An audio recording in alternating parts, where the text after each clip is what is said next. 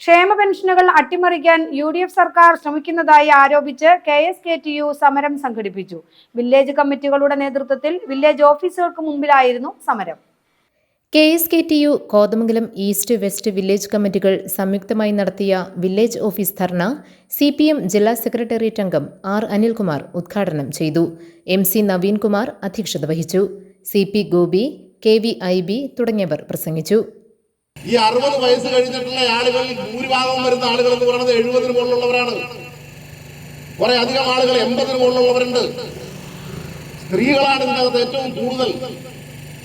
ഇവർക്കെല്ലാം വല്ലാത്ത പാടാണ്. നിങ്ങൾ ഈ പറയുന്ന രീതിയല്ല. ജീവിതം തന്നെ വഴിമുട്ടി നിൽക്കുന്ന ഈ പാവങ്ങൾക്ക് പെൻഷൻ വീടുകളിൽ എത്തിച്ചു കൊടുത്തുകൊണ്ടിരുന്നത് നിർത്തലാക്കിക്കൊണ്ടുള്ള സമീപനം സ്വീകരിക്കാൻ നിങ്ങളെ അനുവദിക്കാൻ പാടില്ല എന്നുള്ളതാണ് വസ്തുത.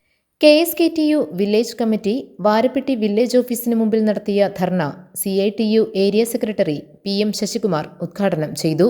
CC ഹരിഹരൻ അധ്യക്ഷത വഹിച്ചു. KC അയ്യപ്പൻ, AR അനി, MK അനീഷ്, PN സുരേന്ദ്രൻ തുടങ്ങിയവർ പ്രസംഗിച്ചു. ദുർബലരായിട്ടുള്ള വയോജനങ്ങൾ, ഭിന്നശേഷിക്കാർ, വിധവകൾ അടക്കമുള്ള സ്ത്രീ വിഭാഗങ്ങൾ, അവർക്കെല്ലാം കിട്ടിക്കൊണ്ടിരുന്ന ക്ഷേമ പെൻഷനുകൾ അത് ഘട്ടം ഘട്ടമായി നിർത്തലാക്കാനും ആ പെൻഷൻ സംവിധാനത്തെ ദുർബലപ്പെടുത്തുവാനുമാണ് കേരളത്തിലെ ഗവൺമെന്റ് ഇപ്പോൾ പുതിയൊരു ഉത്തരവിറക്കിയിട്ടുള്ളത്. KSKTU Kavalangad village committee Kuttamangalam village ഓഫീസിന് മുമ്പിൽ നടത്തിയ ധർണ CPM area secretary AA Anshad ഉദ്ഘാടനം ചെയ്തു. KP അഗസ്റ്റിൻ അധ്യക്ഷത വഹിച്ചു. ഷിബു പടപ്പറമ്പത്ത്, സൗമ്യ സനൽകുമാർ, MS പൗലോസ്, ജോയി P മാത്യു തുടങ്ങിയവർ പ്രസംഗിച്ചു. കേരളത്തിനകത്ത് 62 ലക്ഷത്തോളം വരുന്ന ആളുകളുടെ ക്ഷേമ പെൻഷൻ അട്ടിമറിക്കുക എന്ന താല്പര്യമാണ് UDF-നുള്ളത്, സതീശനുള്ളത്, കോൺഗ്രസിനുള്ളത്.